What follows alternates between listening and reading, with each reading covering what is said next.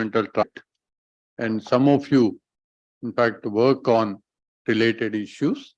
And some of you obviously are looking for topics. And I'm sure after hearing Professor Rao's talk today, you will definitely say, oh, yes, this is the area I want to work. Before passing on the mic to Professor Rao, I just want to tell my younger colleagues one small thing, but which is very important.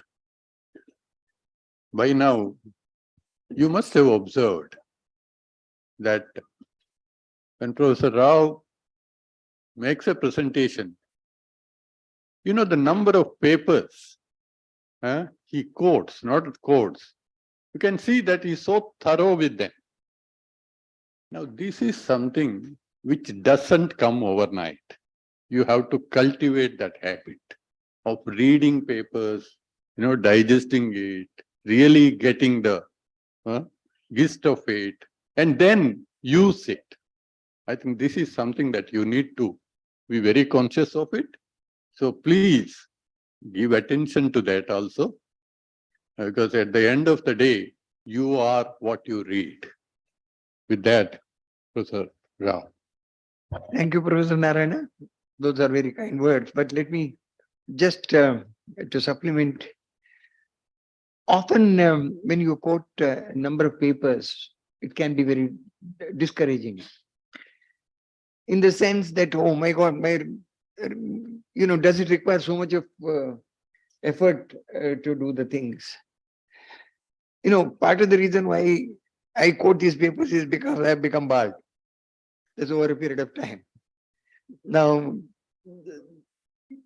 but then, you see, what happens is unless and until you have a clear grasp of the analytical stuff, you think that you are doing original work, but then that would have been done somewhere else.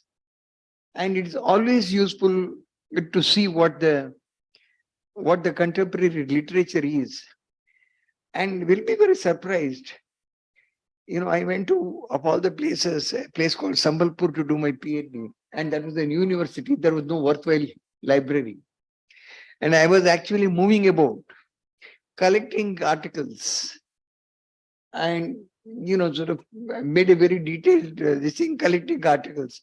And at the end, of course, I had one of the finest, one of the best public finance experts as my guide. At the end, I had to tell him what the literature on fiscal federalism was. And, I was a student. I had to tell him that you have to read 1972 Fiscal Federalism to begin with, the Wallace Oates. And then, what he said is, see, you have to, this portion, you should actually teach to the students. I mean, I taught to the students for a couple of years. But that apart, I think, possibly because of the lack of confidence, I read so much. Let us see that, because how do I really go about? I mean, that's basically the question. And also because I thought that getting a clear conceptual framework, understanding is extremely important to move further. So that's in the background. And I'm afraid that today also I am going to be quoting a number of articles, some of which most of you wouldn't have heard of. And so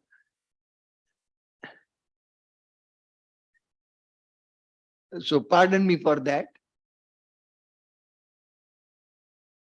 But you can take the essentials, essential message from that, rather than trying to see, what this literature is about. In fact, in my book, there are 2 chapters. Professor Narayana says they are very dense, and they ought to be. Thank you. Because there is so much that one can really talk about. In fact, because initially I wrote this book.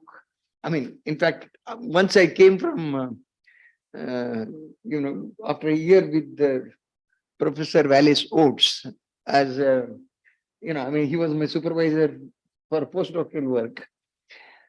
I wouldn't say that I had a great deal of interaction then. I had interaction much later.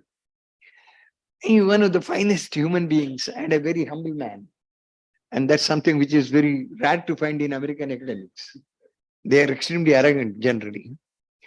But here, when I came here, when I was talking, then at that time, the ICSSR had asked Dr. Chelaya to write a survey article on the survey of research in Indian federal finance. Now, looking at me and then talking, so immediately Dr. Chelaya said, let us do it together. Which basically meant I was supposed to be, sort of do the basic work. But one of the great things about Chelaya is that, you can, I mean, he's so sharp that you could always bounce things with him. And he used to give a lot of time.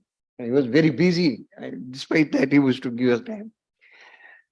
Finally, when the work was done, I think it's, he insisted that it should go as a Raman Chelaya. Because you see, one of the advantages of what they have, having names like Chelaya or Bird is that they have alphabetically they have. But then he said, no, they should go as Raman Chelaya. And possibly that is the only work, monograph, with Chelaya, in which Chelaya was the second author. Let me put it this way.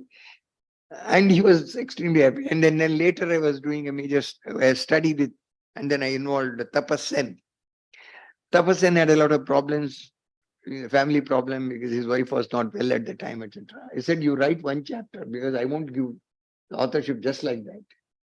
So he wrote one chapter, and the rest of it I had to do. That was published in, by Macmillan Publishers.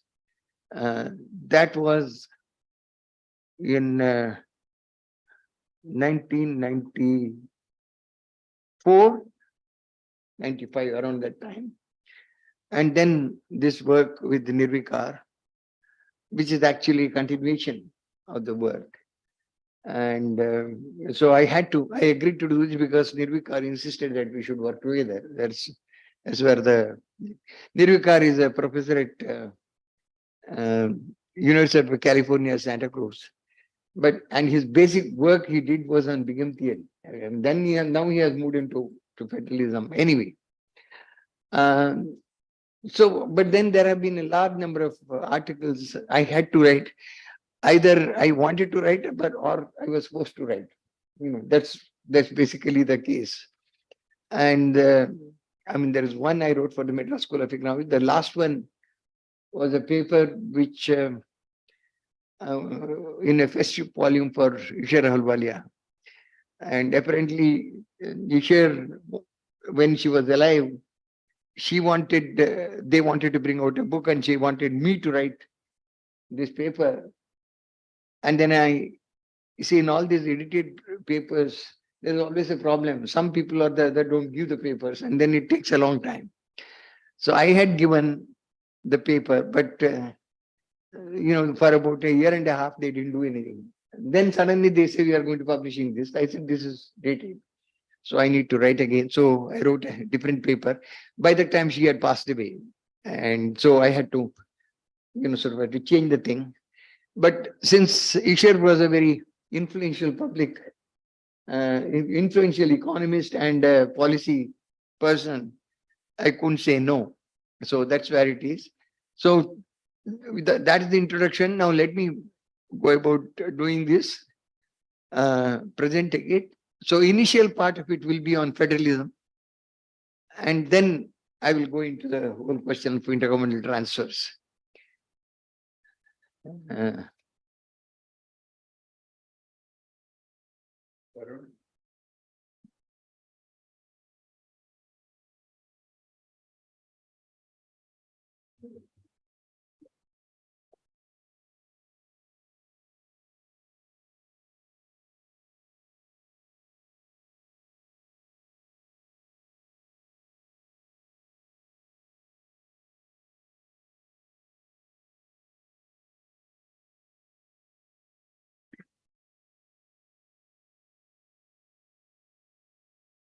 So the federal system was created with the intention of combining different advantages which result from the magnitude and littleness of nations. This is what Alexis de Tocqueville said 200 years ago when he was talking about the American Federation. Federal system was created with the intention of combining different advantages from the magnitude and littleness of nations. Magnitude means you can reap the economies of scale. Littleness means you can deliver the public services according to the varying preferences of the people. So you have economies of scale with the satisfying diversified preferences. You have political objective of building a strong polity with the political space given to subnational units that enhances freedom, enhances participation. There is an emotional band when you have a federal system. You belong to a locality or a panchayat, then you belong to a district, then you belong to a state, then you belong to the nation. You know, there is a certain amount of identity and the pride that being the thing. And as I said, enhance federalism is necessary for enhancing freedom and participation. In fact, Wallace Oates, when he came up, of course, his basic work was a paper in 1969, and then in 1972 was the book. But in 1977, he edited a book called Political Economy of Federalism, a fiscal federalism, where there was a political scientist view and economist view. And that's where he says all countries are federal. He says you don't need a constitution. But every country has a certain amount of decentralization. So this is a quotation I have. For the economist, it is not to be understood in a narrow constitutional sense. In economic terms, all government systems are more or less federal, even a formally unitary system. Now, of course, the political system, political scientists have a completely opposite view. Kenneth Vieira says that a federal system is the one where participating governments are coordinate and independent. There is no connection. This is basically completely coordinate and independent. Now whether, there are questions whether, these are contrasting views. The truth lies somewhere in between. And I will come to the truth in a little while.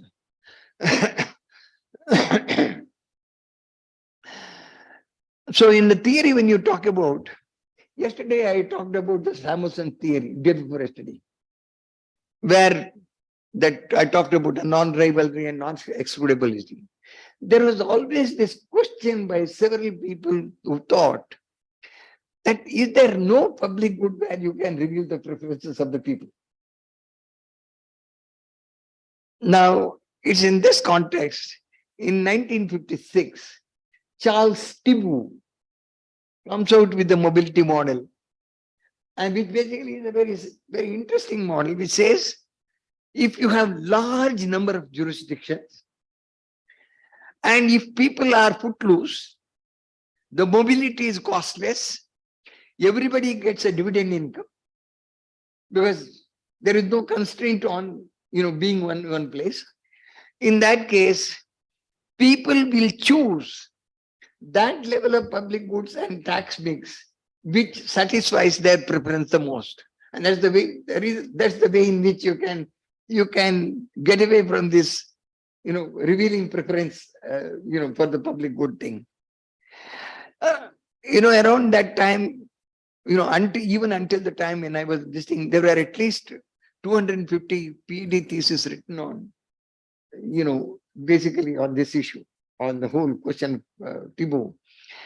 And then, basically trying to see the supply side of it and the demand side of it. Again, I will not, for want of time, I will not go into the details.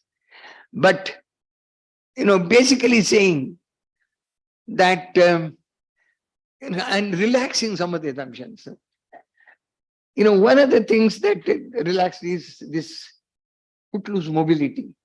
And there is a beautiful paper again by Wallace Oates in General Political Economy, where he says that even if you do not have a footloose mobility, you can, sort of what happens is that all the people with the richer preferences, going apart. Apart from that, if you have different fiscal differentials between the different places, this will, other things remaining same, this gets reflected in the capitalization of property values. Even if you don't have mobility, it gets reflected in the capitalization problem. On the other side, so this has a tendency for all the rich people to congregate in place, and the rich people, trying to put barriers for, the various other restrictions, saying that you should have this plot size, this thing. And it's an unstable equilibrium because poor people want to get into that area. So there is a lot of very interesting work there, but since it doesn't have any policy implication for us, but even then it helps you, because if you look at any particular city, all rich people will be in some place. Now you can really have a situation where you can devise your property taxes in a manner that if you have a better public service, you better pay. Basically, it has some interesting thing, but I thought I will just mention that. Of course, the most important thing that they talked about is in public fiscal federalism literature is what is called the decentralization theorem. It started with a paper by Albert Breton in 1962 in Canadian Journal of Economics and Political Science. And the title of the paper was Theory of Grants, where he said there are local public goods, regional public goods, national public goods, international public goods. And if there is a perfect matching with the boundaries of these, then obviously people can be made to pay for those. And if can be made to pay for those, the only reason why you need to make the grant is that there are places where the level of public service is very low. There are places where it is high. So obviously you have to have the mechanism. But there is another way in which you can go about, another rationale for this thing. If there is no perfect matching, then there will be spillovers. And if there are spillovers, typically the Pigouvian listing tells us that if there are externalities, there will be under provision of the public the goods. And since there is under provision, in order to ensure that, so you need to have matching specific purpose transfers so that under provision is, this is in essence. This was taken further in a paper by Mansur Olson. And that was in 1965 in American Economic Review, Papers and Proceedings, where he said, he basically advanced it in terms of the fiscal equivalence between different jurisdictions. And then came in 1969, Wallace Oates' paper, again in Canadian Journal of Political Science, Economics and Political Science, and where he said that the basic, this is one of those things for maximizing economic welfare. Providing public service, is a wide variation. So you have the economies of scale in certain this thing, but otherwise, in order to satisfy varying preferences, you need to provide public services, you need to decentralize, you need to have, so there is a decentralization theorem basically to maximize welfare, basically taking clue from that. Of course, Wallace Oates never admitted that he took the thing from there. But the fact of the matter is, this is very well argued in the book by Albert Breton in that Competitive Governments. But anyway, now we did talk about, Wallace talked about decentralization and federalism, there is no difference. And again, Breton comes up with a paper in 2001 in a journal called Publius. Publius, the Journal of Federalism, is basically a political science journal, where he says that important distinction between decentralization and federalism is extinguishability. In a decentralized system, you can extinguish a decentralized unit. In a federal system, you cannot. Because there are safeguards, there are systems and mechanisms to prevent extinguishment. See, I'm a powerful central government. I decentralize for the sake of benefit. I can decentralize, but then tomorrow I can centralize. So I can make you non-existent. Whereas in a federal system, you can't really remove somebody. That fellow exists. There are safeguards against his extinguishment. So it's a ownership of inextinguishable constitutional powers. The powers assigned to different levels cannot be ignored, cannot be abandoned, or cannot be drastically modified. I think that's something which I agree, because I mean that gives you a certain conceptual frame for a federalism. Rather, I mean, there is a beautiful article by Roy Ball, which basically says implementable rules for fiscal decentralization. In fact, he published in an article, a shorter version was published in a book which I had edited in honor of Raja Chalaya.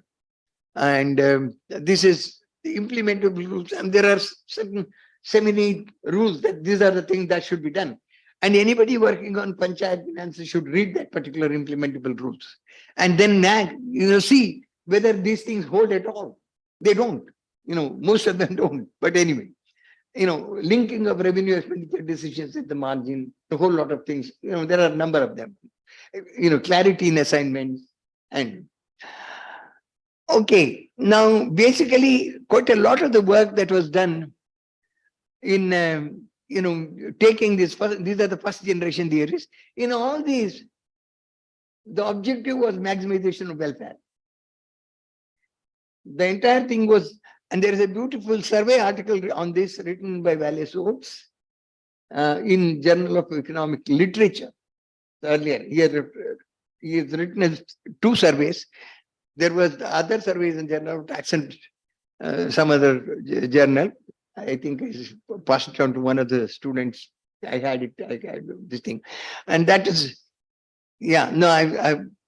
that is basically on the second generation theories. On the second generation, so the second generation theories basically do not talk about maximizing welfare. They don't consider government as a benevolent entity and which maximizes welfare, but then they also look at decentralization in a very interesting manner.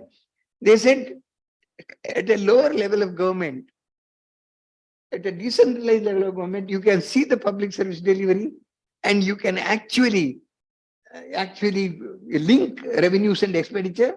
And not only that, and since in a democratic quality, people see whether the public services are delivered or not. So the accountability. Actually, there's a beautiful article by Paul Seabright on this. Accountability is one of the important issues. There are second set of articles on the second generation theories, basically using the principal agent framework. There are some which use principal agent framework where people are the principals and the governments are agents. And there are others where center the principal and the states are agents. I mean, both sets of, there is an Argentinian economist, a friend of mine, I forget his name. He has done quite a bit of work on using this thing. And then there is a sort of a political scientist, Barry Weingast. In fact, the initial paper was written by 2 people, Barry Weingast and Sunita Parikh. I don't know where this lady is, but in fact, this was one of the interesting papers they wrote initially. Later, Barry wrote a full book on that, on what is called a market promoting federalism. So federalism, basically, these are the things basically to promote markets. And I mean, his focus was China. In China, this basically town and country, these things, they themselves were acting as entrepreneurs and were competing with one another. And, and then of course he has a list of things for a market promoting federalism that is necessary. And parallel to that was this competitive federalism, which I mentioned, and the story is that Albert was a member of a McDonald Commission on Federal Provincial Relations in Canada. And when the political scientists all the time talked about cooperative federalism, he said, where does a cooperative, where is this cooperative federalism? Every time you see a competition, every time you see quarrel, every time you see competition between the federal government and the provincial government and one provincial government and another. So in the report, he wrote what they call the minority report in the McDonald Commission and titled that minority report, or a note of dissent, you may want to call it, titled that as Towards a Competitive Federalism. And next year he published the same thing in European Journal of Political Economy. And then series of articles he wrote. And we in this country, we talk very loosely about competitive federalism because we don't know what it is. Nobody understood. In fact, he basically said, how do you really prevent a predatory competition? And what are the efficiency properties of a competitive federalism? A measure of competitive equality, cost benefit appropriability. That means nobody should pass on the burden of this thing to somebody else, and quite a number of other things that were the thing. And it's I am a privileged man, one of the persons who got all his papers. I mean, he gave me copies of all the papers, and I have preserved them. And some students come, actually, I give them. But anyway, so competitive federalism. So actually, it's a very rich literature, and everything sort of converged in a book called As a Competitive Governments. And when I wrote, in the book that I written on the fiscal federalism chapter, there are some 10 pages of theory. Now, in that 10 pages, I basically go over these issues. And originally when I wrote it, that was much earlier. It was I wrote it for some other purpose. And I asked Albert to read, and he read it very thoroughly. And I suddenly saw somewhere the other day, he has quoted it somewhere. Now, one of his articles, it's so that means that, that was, he went on asking me, where have you published it? Where have you published it? But there obviously he says it's the NIPIP paper, etc., etc. But anyway, so these are the three strands. If somebody wants to do some, go into that. For a point of time, I can't go into each one of them because that in itself is a large issue. The question that comes up is India a federal country? Now, even if you take a limited, this thing of Albert Breton, that extinguishability, non-extinguishability issue, is India federal? There are questions, serious questions. Please go into Article 3 of the Indian Constitution, which basically says central government, sort of the government, central government can virtually balkanize a state. It can change the boundaries. It can merge two states into one. It can split one state into two, combine the thing, can change the names, can virtually do anything. The only thing it is required to do is to get it approved in the Rajya Sabha, and the president writing to the legislature of the state saying that, look, I'm informing the state, look, I'm going to balkanize you. Not for the approval. And that's how it happened in Andhra Pradesh. Andhra Pradesh didn't approve it. They just did that. So in that sense, there are questions to what extent we are federal. That's even in that particular thing. But nevertheless, in a normal course of circumstances, so it's, that's the reason why we keep saying, oh, center is intrude into our subjects, etc., etc. There's a lot of, sort of discussion that takes place on that piece. So there are huge, very significant centrifugal bias. And so that's one of the major issues. Now, we talk about cooperative federalism, I'll just very briefly refer to this because everybody talks. In fact, there was some say, distinct event in honor of in honor of Kelkar, and Kelkar himself talks about cooperative federalism. Now there is one member of parliament from Orissa. No, I like cooperative. It's not a question of your liking. The question is whether it does it exist. When is cooperation? Cooperation is basically for maximizing welfare. This is what are the first generation theories. Now, even if you do the assignment according to comparative advantage, there are, so even if you do your best, there is a lot of work you can do to clarify, to minimize the conflicts. You can have a clearer assignment system. But nevertheless, and giving assignment is like giving property rights. Then, you have the responsibility to do this, basically that. But then Coasian bargains don't work always. You see, giving property, it was Coase, he said that, sort of giving property rights results in investments, right? So Coasian bargains sometimes, you see, may not work. But anyway, when you have the overlapping assignments, when is cooperation possible? If there are overlapping assignments, if both the parties gain, then the cooperation is possible. If one party gains more than the other, then you can negotiate and then still you can work out a cooperation. But if one party gains and the other party loses, you need to have a system of compensating the loser. If you really want a cooperation. Now the question is, does it happen always?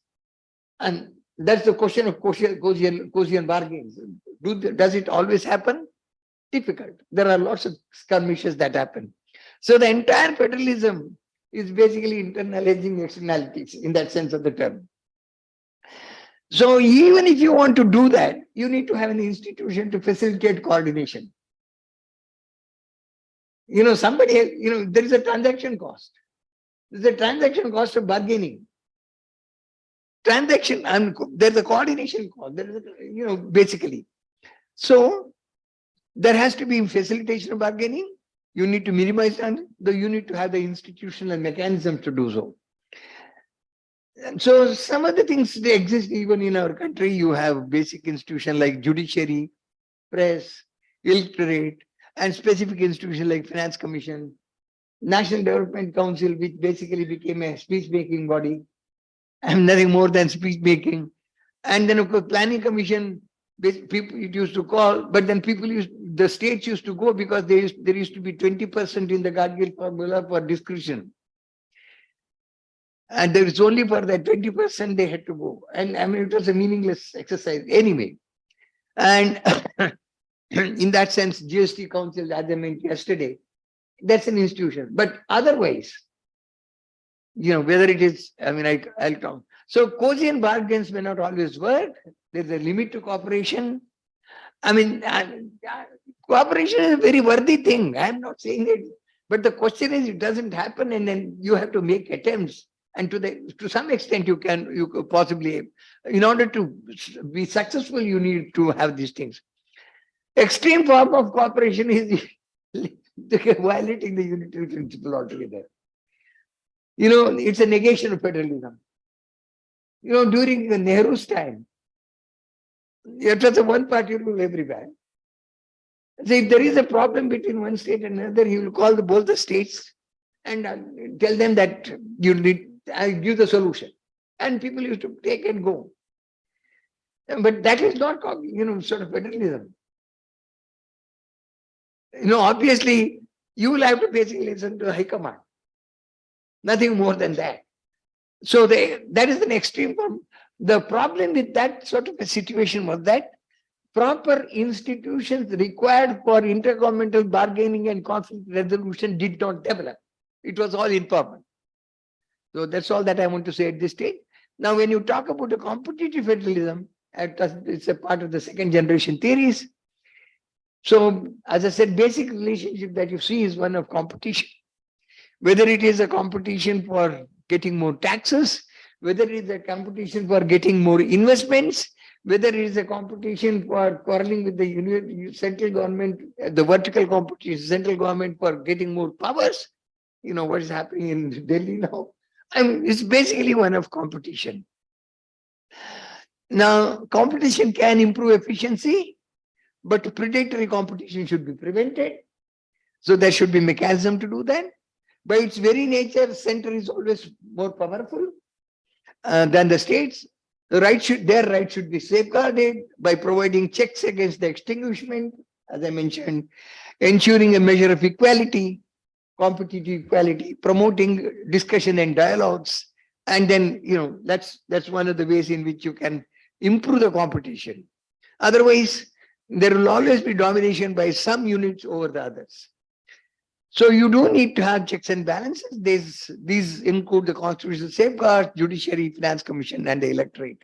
But still, whether it is cooperative federalism or competitive federalism, we don't really have a proper system, proper institutional mechanism, and that's a work in progress. We need to do a lot more in that area.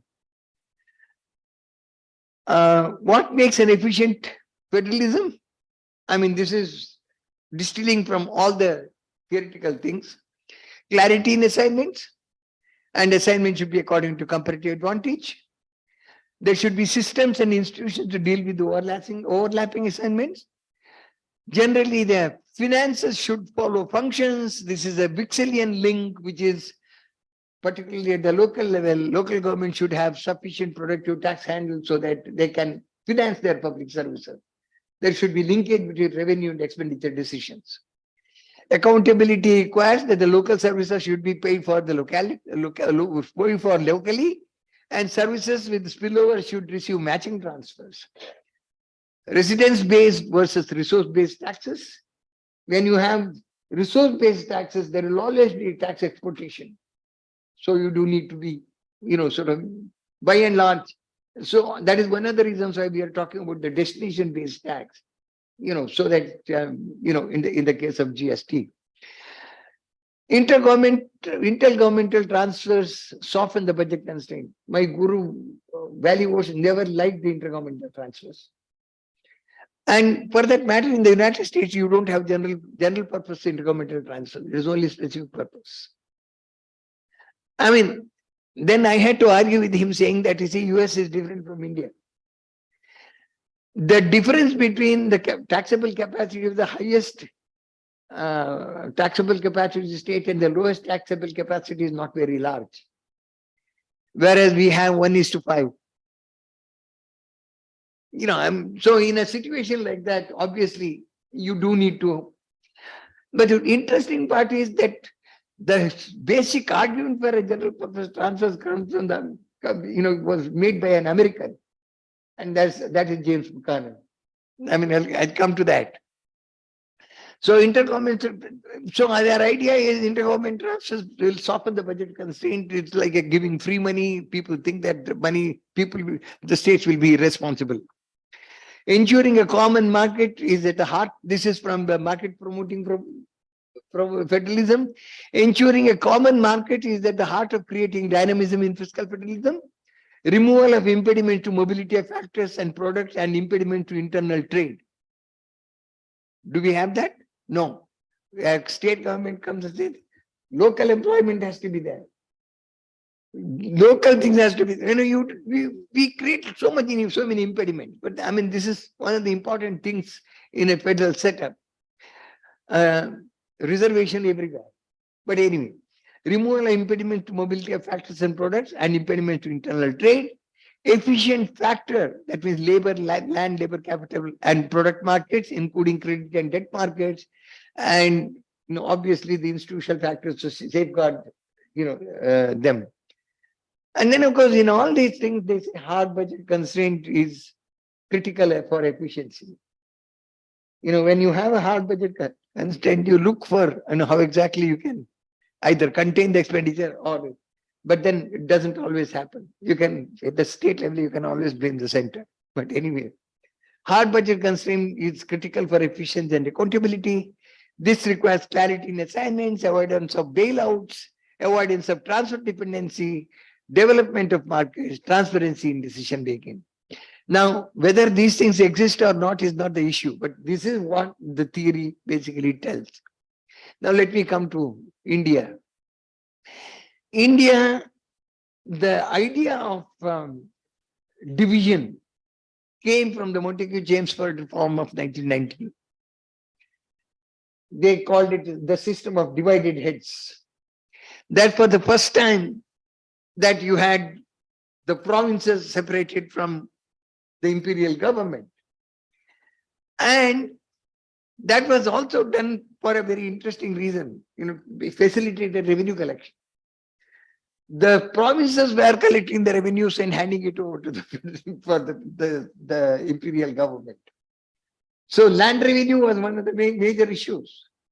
So they would collect, and then, some places they appointed zamindars to collect the land. The entire thing started with the 1919 Montagu-Chelmsford report, where they talked about system of divided heads. Then, of course, as we went along, it chugged along, they had the Government of India Act of 1935, which broadly divided the functions of the provinces and the center. And, obviously that was a precursor for our constitution. But interestingly, in 1942, they sent a cabinet mission to look at, obviously there was a lot of, they decided that eventually you have to give the independence. Sir Stafford Cripps was the chairman of the mission. It's called the Cripps Mission. So they came here and did a lot of this thing. The issue of partition was still in its. They said only 4 functions. They said you should give the independence. It should be a federal sort of a setup, and the province, the entire functions, all the functions should be given to the provincial governments. You had Class A states, and then those states ruled by the native rulers and this and that. So they said all the functions except 4. The 4 functions were the ones which are to be retained by the center: defense, foreign affairs, interstate trade, and the like. So only 3 functions centers to the center: foreign affairs, defense, and communication. Now, but even before Cripps Commission's reports, ink was dried. The independence was given, and with the independence, it was a Holocaust, and there was a partition, and with partition, entire thing became, there was sort of a lot of vociferous tendency. Junagadh ruler wanted to get away. Hyderabad, the Nizam wanted to have his own, country. Kashmir, there was a huge problem. And in this particular environment, Sardar Patel became the Home Minister, and he said, I am going to clamp down on everything. So you had the 1951 Constitution. Basically, you see, unlike in other countries where you have a federation which is a coming together federation, here it is a holding together federation. That's a very crucial difference. Holding together federation, because you want to hold together. You don't want anybody to go. So it's a one part, and then obviously there was a very high centripetal bias, and I'll come to those issues. So there's one, and for a long period you had a one-party rule for long, except in the case of Kerala, which created a lot more problems rather than solving the issue. Failure to develop a formal mechanism to intergovernmental engagement, as I said, of cooperation and regulate competition. So we got into a quasi-federal structure. And so what is the salient feature? India, Constitution says, India, that is Bharat, shall be the union of states. It's a holding together rather than coming together federation. No exit route. I mean, suppose I don't want to be here, I can't say I'll get out. It's a very high centripetal bias. Assignment system is given in the 7th schedule. Planning Commission, of course, to deal with the fiscal imbalance, they said they will have a finance commission. You know, there can be vertical imbalance. Again, in the theory, assignment according to comparative advantage being, yesterday I mentioned, day before yesterday I mentioned, distribution and stabilization goes to the center, allocation goes to the states. So much of the revenue sources go to the center, because stabilization means you can have only one money supply authority, and overall money supply will have to be there. Inflation has to be controlled. Much of all the responsibility is on the center. So most of the broad-based tax handles and various other banking and even money supply function, everything goes to the center. The states would have a huge amount of problem with regard to the allocation. And obviously there is a vertical fiscal imbalance which is inherent in the system. Inherent in the system. So that's one of the problems. And then what happened is, of course, Finance Commission was, I mean, they knew about it. Founding fathers of the Constitution knew about it. They wanted to have a Finance Commission so that it's an objectively you can determine this. There's a lot of discussion in the Constituent Assembly at the time. He said, why, how come these five wise men can sit and tell us what we should do? Then they said, no, it should be a political sort of a solution. But then finally they decided that this should be an expert body. And this expert body will objectively determine the thing. And then they inserted an article in the Constitution that the report of the Finance Commission will be submitted to the President. President will appoint the commission. It will be submitted to the President. President shall cause it to be placed in the Parliament. So the final decision has to be taken in the Parliament, along with the action taken report or the explanatory memorandum by the government. So obviously when the report is submitted, it goes to the President. President sends it to the Ministry of Finance. Ministry of Finance, along with the action taken report or the explanatory memorandum, places it in the Parliament. That is the procedure. So final decision is not an expert decision. It's a political decision, done by the government. So then what happened is that Finance Commission was rooted in the finance, Article 280 of the Constitution. Then we wanted planning. We looked at the Soviet Union and said that they have grown very fast and we have to grow fast. And in order to do that, they establish a planning commission. Planning commission is not provided for in the Constitution.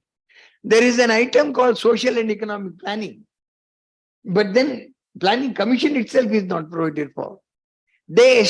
So under a cabinet resolution, they established a planning commission. And when they established it, but then planning commission was the most important thing. They got a new building for themselves. Finance commission doesn't have a building. And once a commission is appointed, they have to go. And then they made a finance commission a temporary body, planning commission a permanent body. And then when this particular thing went on, the first commission, there was no problem. Second commission, finance commission also, there's no problem. When it came to the third finance commission, there was a tension between planning and the finance commission. The planning commission wanted to give grants. There was a tension. For plan purposes, they wanted to give. At that time, the majority recommendation, A.K. Chanda was the chairman of the commission. The majority recommendation was that, yes, it's a reality that the planning commission has come into existence. So we need to give them this thing. We will work out what would be the broad plan assistance. And 25% of that, we leave it to the planning commission to decide how it should be distributed. The rest of it, we will do it. The member secretary of the commission, who is a serving officer of the government, wrote a note of dissent saying that the government should completely, finance commission should completely desist from looking at the plan side altogether. And the plan done should be decided entirely by the planning commission. And the government, basically he was the serving officer, he was asked to do that.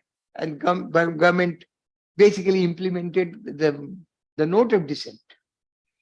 And that's for the first time ever that the basic recommendation of the finance commission the majority recommendation was rejected. Otherwise, we have a very healthy tradition in this country that the basic recommendations are accepted. But anyway, then from fourth finance commission onwards, there was the terms of reference itself. Basic term of reference is given in the finance commission in the Article 280 itself. But then there is something called any other matter in the interest of sound finance. Under that, all sorts of guidelines are given. And in from fourth finance commission, they said, finance commission will look at, only the non-plan revenue expenditure requirements of the states. And then this happened all the way until the 14th finance commission. And when the 14th finance commission, somebody forgot to put non-plan. That's no other reason why it was, because planning commission still existed at the time. And so, when I was one of the members, one of the first note I have written to the first meeting of the commission was that now that there is no question on this artificial distinction between plan and non-plan should not hold. We should basically look at education as a whole, at health as a whole. We should look, take a totality picture. It makes no sense. You say that you plant a coconut tree in one plan. In the next plan, it is the coconut. So that becomes a non-plan coconut. It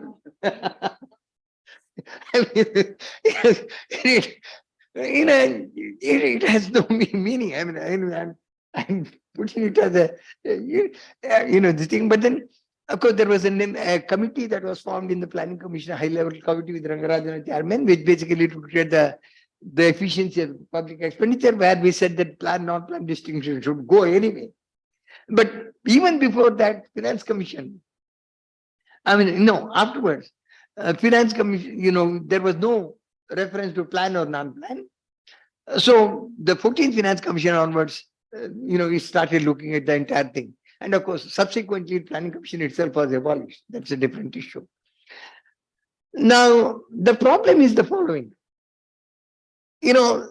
Finance commission functions according to the constitutional articles. There was Article 270, which basically says income tax must be shared with the states. Article 272, which said excise duty may be shared with the states. And then 275, which that grants in aid of revenue to be given to the states. Now, what happened is that, almost 85% of the income tax was shared with the states. As the center lost interest in the income tax. And they would basically tweak the customs duty, import duties, and create a lot of distortions because that need not be shared. So that is the reason why the 10th Finance Commission, when it came, it made a recommendation that you pool all the resources, all the state taxes, all the taxes of the center, and give a share to the states. And the constitution accordingly amended. So now you have the total pool, divisible pool, as we call it, comprises of the total revenues of the tax revenues of the center, minus the revenues from cesses and surcharges, minus the cost of collection, and that is the pool. Now, cesses and surcharges, Constitution provides that for earmarked taxes, that means for a specific purpose you can live with it. But then the understanding is that it is supposed to be temporary. But then since, there is an emergency, so you basically put, but then it has become a permanent feature of that. And over a period of time, that has increased substantially so that you can deny the share to the states. But anyway, so you have, so when planning commissions, until 69, if plan grants were given, planning commission used to give grants according to its discretion. Even the plan assistance in terms of loan and grant, as well as the amount of assistance that you was given, was decided by the wise men in the planning commission by discussing with different states. And there was a lot of unhappiness about this by the states. Then in 1969, they decided that they will have a formula. And that was D.R. Gadgil was the deputy chairman of the planning commission. Morarji Desai was the finance minister. And Morarji Desai, since there was no consensus at some point of time, Morarji Desai said that if you guys don't come up with a formula, I'm going to give only according to population. That's it. So then everybody started, and then obviously Gadgil came up with this thing. But then 20% weightage was given to backwardness. Much of it, a significant weight was almost 50% weight was given to the population, etc., etc. So, requirement and need was not an issue at all. But anyway, that became formula. But then there's a problem. Central government wants to have the discretion. It wants to decide how much money I should give to different states. Now, how do you want to do that? They started some central sector scheme. They started some schemes where 100% money would be paid for by the center. Then they started the centrally sponsored schemes, and which means the center would start the scheme in the state subject or in the concurrent subject, and obviously each grant will have a different batching formula, and at certain point of time there were 237 centrally sponsored schemes, small little things.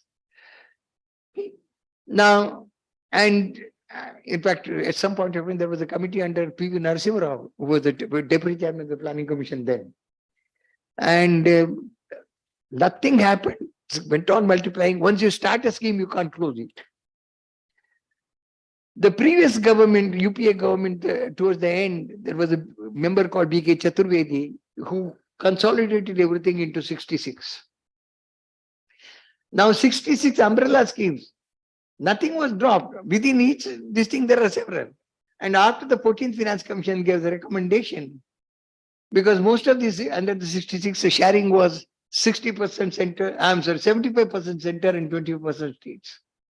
Now they want to reduce the share of the states. They again consolidated into 29 and increase the share of the state. That means states are now required, they made it core of the core and optional. And there was core of the core was very few. Most of them are in the core sector. The ratio was 60-40. That means from 75-25, it became 60-40. States were asked to pay more for that. So anyway, so you have the next thing that in the Federation is the 73rd and 74th Amendments. That has its own birth defect and problems of the nature which I mentioned. I'm not going to. Now, there are not very many checks and balances in the system. You have constitution, you have judiciary, and sometimes that come into picture. When the center used to dismiss the elected state governments if they didn't like it, left, right, and center. And when it happened in the case of Karnataka, S.R. Bommai was the chief minister. He went to the Supreme Court. It went up to the Supreme Court. And there is a Bommai judgment. This S.R. Bommai was the father of this Basavaraj Bommai. So he went up to the Supreme Court. And Supreme Court decided in the big case of Bommai's judgment that you cannot decide on your own that saying that the particular government has lost its majority. It has to be tested in the floor of the house. In other words, they also went on to say that the dismissal of an elected government is judiciable. You can't just arbitrarily do things. They can go to the court of Now, even in the recent case that you were talking about the Shiv Sena Thackeray thing. Now, the ultimate this thing is Thackeray is right, but then we can't reinstate him because he had resigned. He had not taken the floor test, and then basically that. But then, see, the result of that is that it used to be so blatant removal of the state government that is no longer that blatant, and it is judiciable. So let me come to the centripetal. As I said, Article 3 of the Constitution, government can alter the geographical boundaries of the state, change their names, carve out new ones from combining parts of modern state, after referring the bill to the legislature of the state concerned for expressing their views. Article 249 says Rajya Sabha can transfer any item contained in the state list of the 7th schedule to the union list or the concurrent list with 2/3 of the members present and voting if it is thought to be expedient in the national interest. Article 352 says President can proclaim emergency if he is satisfied that there is a grave danger to the security of India. And we have seen that emergency declared by Mrs. Gandhi. Article 356 says breakdown in the constitutional machinery of a state, you can dismiss the elected government on the basis of the Article 356. And I talked about S.R. Bommai judgment, which says proclamation is not a matter of course. There can be a judicial review. Although Article 301 guarantees freedom of trade and commerce throughout the country, Article 302 and 3 read together empower the parliament to impose any restrictions nationwide. Essential commodities are this and that. And concurrent list contains economic and social planning, in which case you can include into anything that the center thinks appropriate. Residuary powers are assigned to the center. If a thing is not mentioned anywhere in 7th schedule, either state or center, concurrent, it goes to the center. Primacy of union laws. In the concurrent list, if there is a conflict between union laws and the state laws, primacy is for the union. Of course, we had the disaster management of 2005, which basically said that the central government can take over anything that it wants. Anyway, I leave it there. This is inherent in the Constitution. Then there has been a centralizing trend. In the planned economy, obviously, everything, every state plan had to be approved at the center. If you have a state subject and you have a model, and then each state has to go to the center and get its plan approved, then what does state subject mean? Planning Commission taking over the finance powers of the Finance Commission. 42nd Amendment would put education and forest and environment in the concurrent list. They were in the state list. And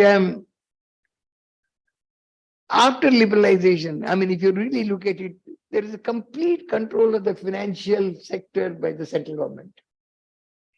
And particularly after the nationalization of banks, the entire financial sector, that's one of the most centralizing features in that. They have the whole entire financial sector is with the central government. On the political front, there have been encroachment on the state subject through centrally sponsored schemes. And during the pandemic, you have seen what else things happen. So earlier it was the Epidemic Diseases Act, and the Kerala started functioning from there. But then these people brought the National Disaster Management and they took over the entire. If a particular, they will say this locality, even this locality has to be given this thing, sort of closed down. That was the case. Fiscal goods and services tax, obviously the states have lost the fiscal autonomy. Now, the Constitution says that under Article 293, you can borrow, states can borrow 293(1) from the market, not externally, internally. 293(2) says if a state is indebted to the center, they have to seek the permission of the center to borrow. Article 293 subclause 3 says that center can impose conditions if needed. But never before in the history that conditions were given. But this government decided to give conditions. They have started giving even that. It's not unconstitutional. but then conventionally, it's a change. This is all that I want to say. So broadly, this is on this thing. Now I'll go into the intergovernmental transfers. Musgrave in his earlier work talked about ensuring regional equity. And Buchanan came heavily on that. And he said, what do you mean by regional equity? What you have to talk about is the persons, not the regions. So he had three propositions. This is a beautiful article in American Economic Review 1950. It's called Federalism and Fiscal Equity. He said equity in terms of states or regions is difficult to comprehend. Equity should be in terms of individuals. Number two, equal treatment of equals has a moral force you can basically talk about. But unequal treatment of unequals is not easy to do. So we should be talking about equal treatment of equity. That means horizontal equity, not vertical equity. Third, equity in the governmental system should be seen not in terms of just the taxes alone, but also taxes and benefits of public spending and expenditures. So these are the things, and I'll just give you a small example. Suppose there are two states, A and B. A1, A2, A3, there are three subjects there, three individuals there, B1, B2, B3, three individuals here.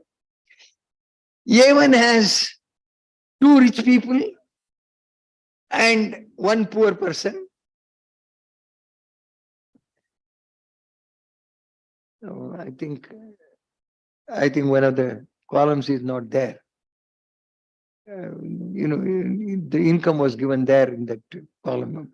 I think it got erased. But anyway, say A1 has 10,000, A2 has 10,000, and A3 has 1,000 in terms of the income. B1 10,000, B2 10,000.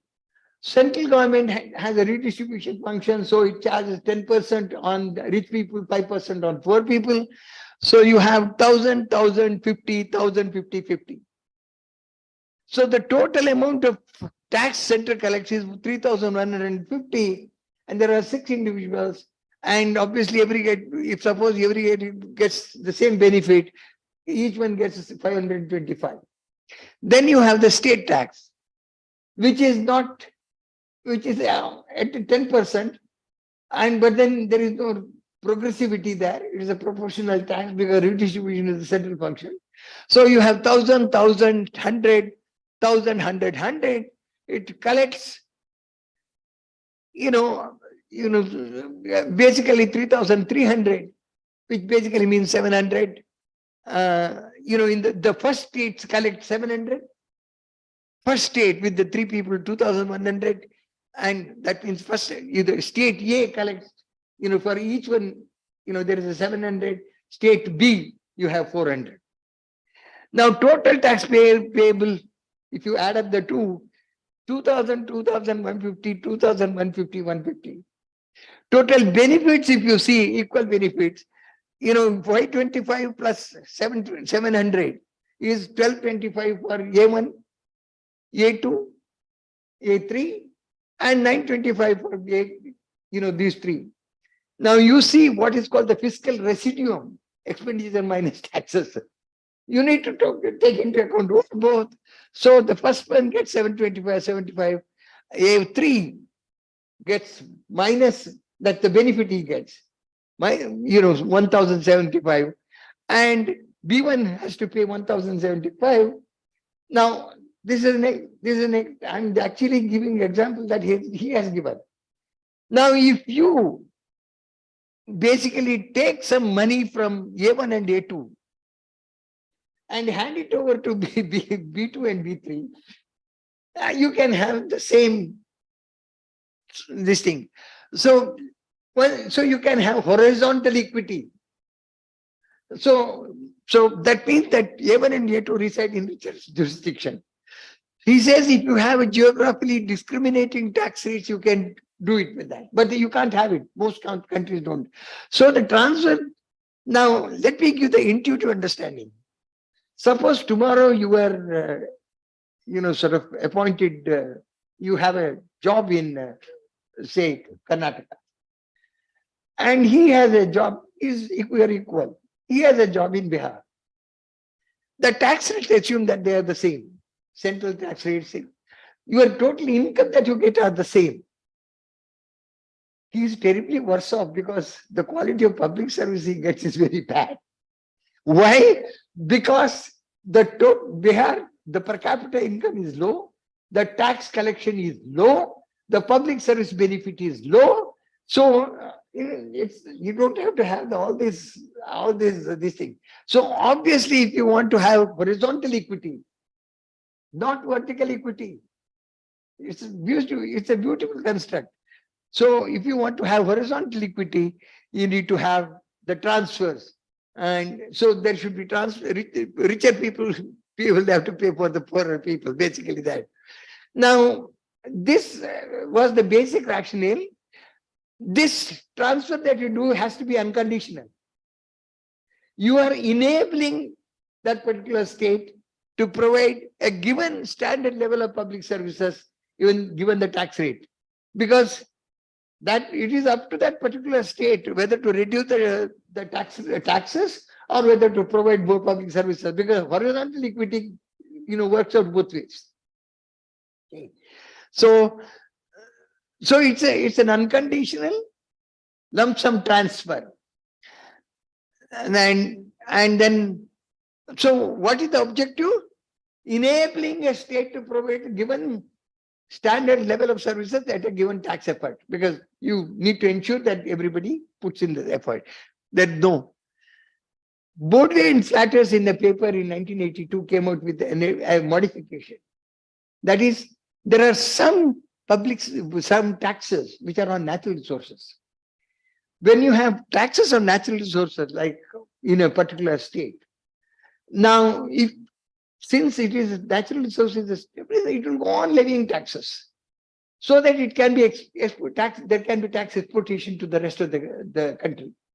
So in order to ensure that, so you have that difference between residence-based and sort of resource-based taxes. So they modified this particular principle to take into account that. So the rational general purpose transfers is enabling comparable levels of public services at comparable tax effort. And then of course Buchanan came with the, how much time I have? I'll try to finish it as early as possible. Buchanan came with a very interesting proposition, and that is, anybody can make some small errors, and then he did that. This equitable transfer that you do is growth enhancing. There is this one case he said, there is no conflict between equity and growth. Why? He said, poorer states have low capital, the productivity of capital is higher, and therefore when you transfer the money to higher capital, then obviously the overall productivity increases, overall income increases. There is no conflict between equity and efficiency, growth. And it's at that time, Anthony Scott from Canada came out and said that don't give this. This is not on. There were a beautiful things around that time, series of articles. He said, first of all, ask a question. Why are poorer regions poor? Poorer regions are poor because their capital, their productivity of capital is low. So obviously, when you are transferring the capital from a high productivity region to the low productivity region, there is a cost. So there is no equity efficiency going together. There is a trade-off. In 1964, Scott wrote a very comprehensive article in Public Finance Financials Public. And the title of the article is Economic Goals of Federal Finance. I mean, that summarizes many of the discussion that I talked about. But anyway, there was this issue also. But then, as I said, there was an article in 1972 by James Weil in National Tax Journal. And the title of the article is Grants in Aid, analytics of design and response. Now, basically, sort of, I mean, it was basically addressed to the American system. It's only on the specific purpose transfers. Didn't talk about general purpose transfer. But if you want to give a specific purpose transfer, what is the best way to go about it?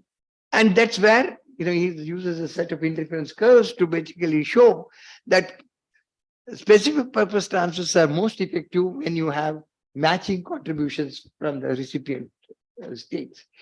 Now, later, Martin Feldstein said in 1974 American Economic Review article, this matching doesn't have to be uniform across the states. You can, vary in an article on school finance. So the rationale for specific purpose transfers is, why do they give? Going back to Breton, externalities, merit good reason, and these are so meritorious that everybody should have a minimum access to these services.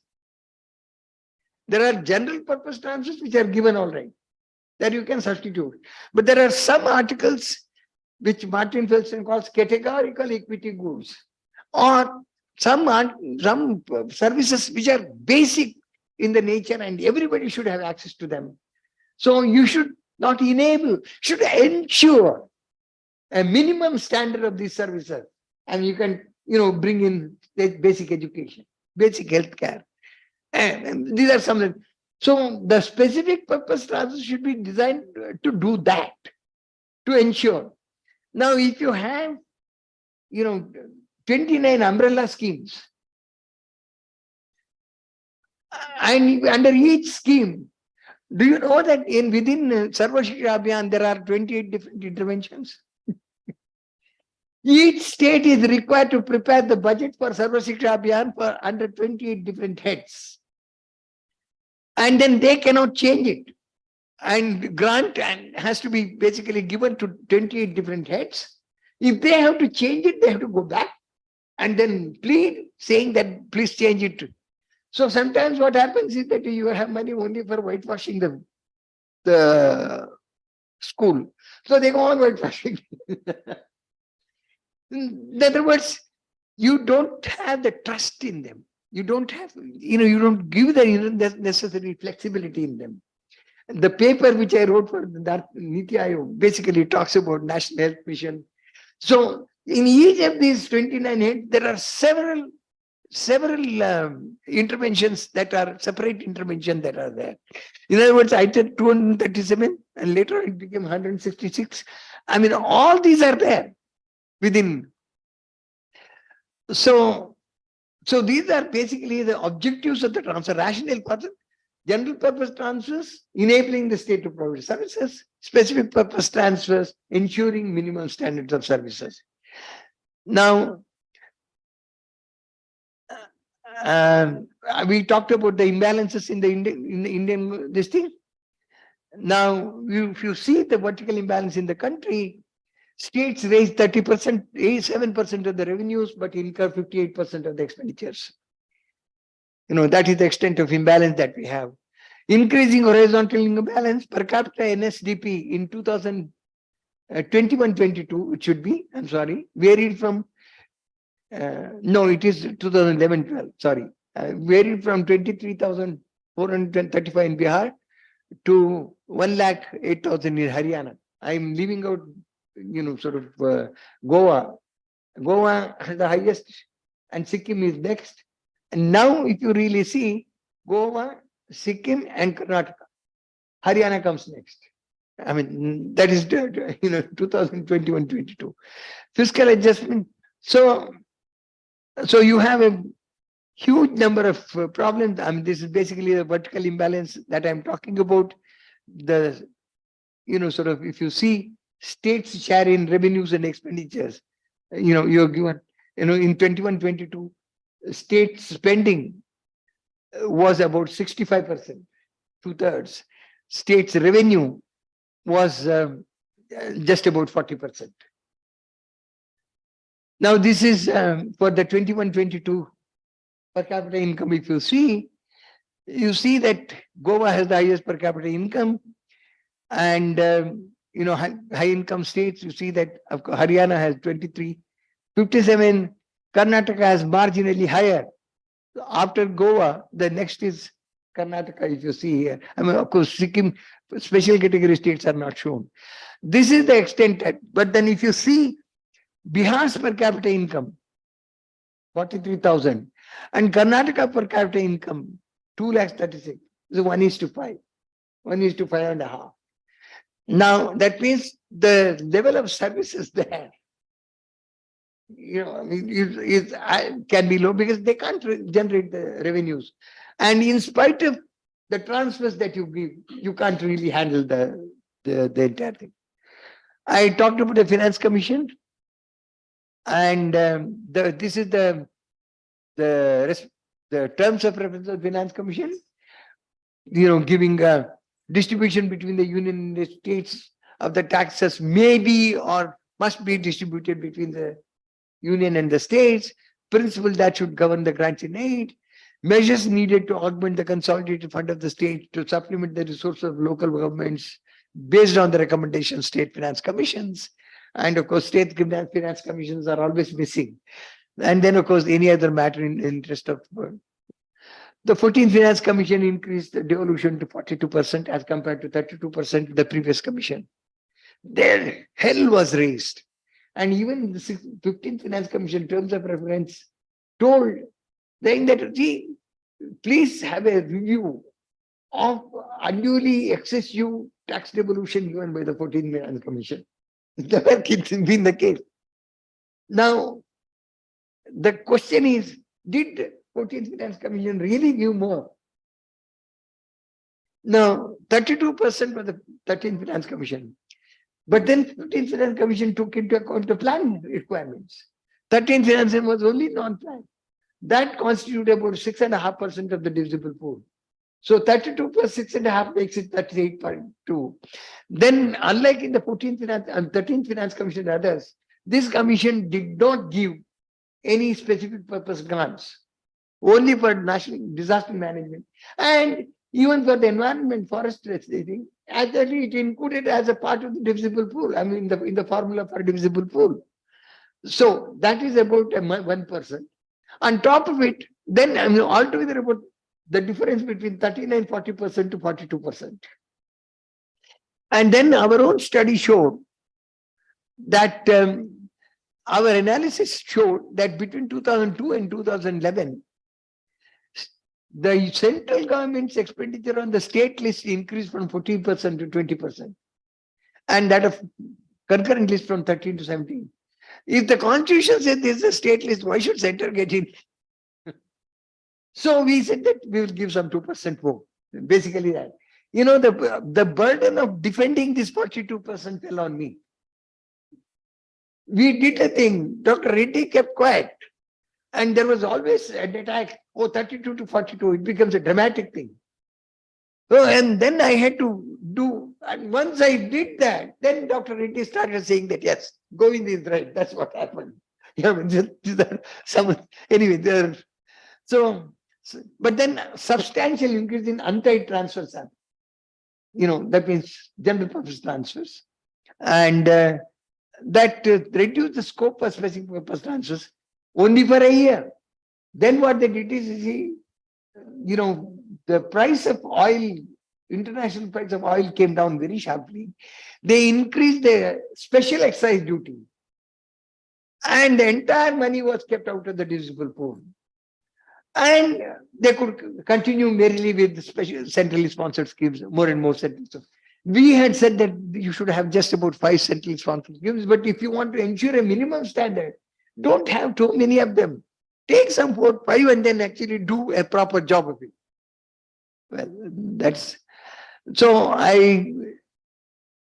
these are all things which are talking, there's an issue of population. I do have a very serious difference with what, the Kerala, position of Kerala.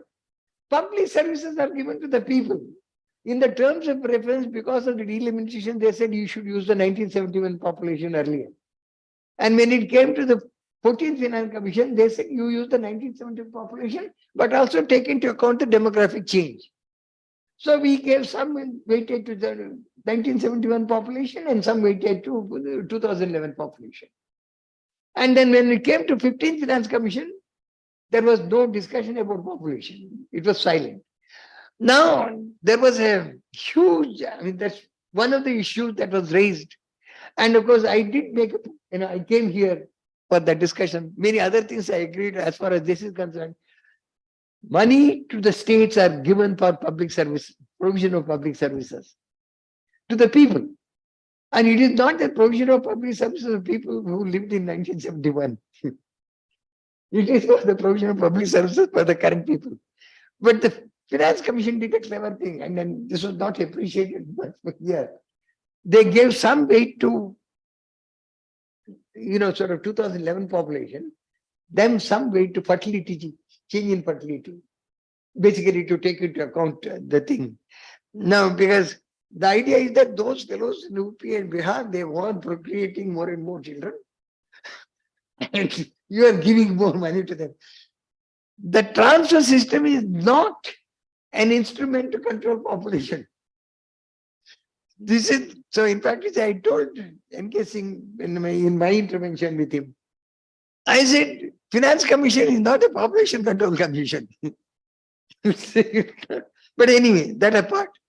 So there have been a lot of controversy on that. Much of it I will escape because that's not necessary. As far as specific purpose transfers, I've already mentioned the thing. Now, this is some of the major problems in the special. This is National Health Mission thing. So you have the allocation and release. The actual release is always much lower than the allocation. And even originally, when you say that you basically make allocation according to the socio-economic census data, then what happens is some states don't fulfill the conditions like giving completion certificate, some giving their share of the grant, etc., etc. That money doesn't go back. It is redistributed between the fellows who do it. So obviously, some states are specializing in giving, fulfilling the conditions. So what happens is that whatever is the progressivity that you have built into the system just vanishes. And there's a huge difference between what is allocated and what is released. And this is the same with every project.